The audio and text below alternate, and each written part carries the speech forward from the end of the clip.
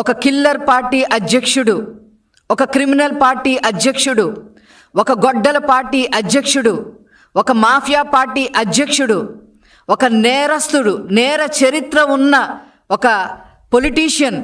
ఇతని గురించి ప్రపంచవ్యాప్తంగా కొన్ని యూనివర్సిటీల్లో రీసెర్చ్ కేస్ స్టడీ కింద కూడా అందరూ కూడా ఇతని చరిత్ర, నేర చరిత్ర చదువుతున్నారనే విషయం అందరికీ కూడా తెలిసిందే.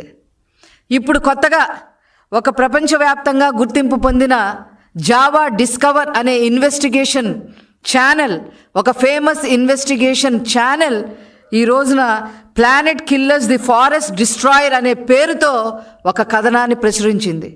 కొన్ని లక్షల మంది సబ్స్క్రైబర్స్ ఉన్న ఈ జావా డిస్కవర్ అనే ఛానల్ని ఈరోజు ప్రపంచవ్యాప్తంగా డాక్యుమెంటరీని నిన్న విడుదల చేయటం జరిగింది.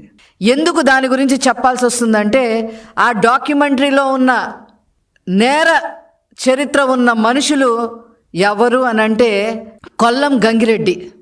ఈ కొల్లం గంగిరెడ్డి ఎవరు అని చెప్పి మనం ఆలోచిస్తే రాష్ట్రంలో ప్రతి ఒక్కరికి తెలుసు.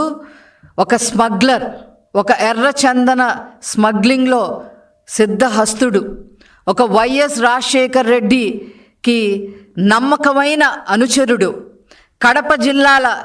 కడపలో పాలిటిక్స్ని అతను ప్రభావితం చేయగలిగే సమర్థుడు. 2003లో నారా చంద్రబాబు నాయుడు గారి మీద తిరుపతిలో అలిపిరి దగ్గర క్లేమోర్ మైన్స్ దాడిలో ఇతను కూడా ఒక నిందితుడుగా ఉన్నాడు. ఇతని సోదరుడు జగన్మోహన్ రెడ్డి హయాంలో డిసిసి చైర్మన్గా వెలగబెట్టిన పరిస్థితి. బ్రహ్మానందరెడ్డి అనే ఇతని సోదరుడు డిసిసి చైర్మన్గా, మరి జగన్మోహన్ రెడ్డి ఆశీర్వాదాలతో చైర్మన్గా వ్యవహరించిన వ్యక్తి. ఇలాంటి అతను ఈరోజు ప్రపంచ స్థాయిలో ఇతని నేర చరిత్ర మూలాలు, రాజకీయ మూలాలు మొత్తం బట్ట బయలు చేసిన పరిస్థితి నిన్న. దీని గురించి వైసీపీ ఏం సమాధానం చెప్తుంది అని చెప్పి ఈ సందర్భంగా నేను అడగదలుచుకున్నా. మీరు ఎలాంటి వాళ్ళని ఎంకరేజ్ చేశారు?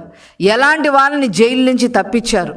ఎలాంటి వాళ్ళతో మీరు సత్సంబంధాలు పెట్టుకొని మరి ఆ కుటుంబానికి రాజకీయ పదవులు కట్టబెట్టారో మొత్తం తేట తెల్లమయ్యింది.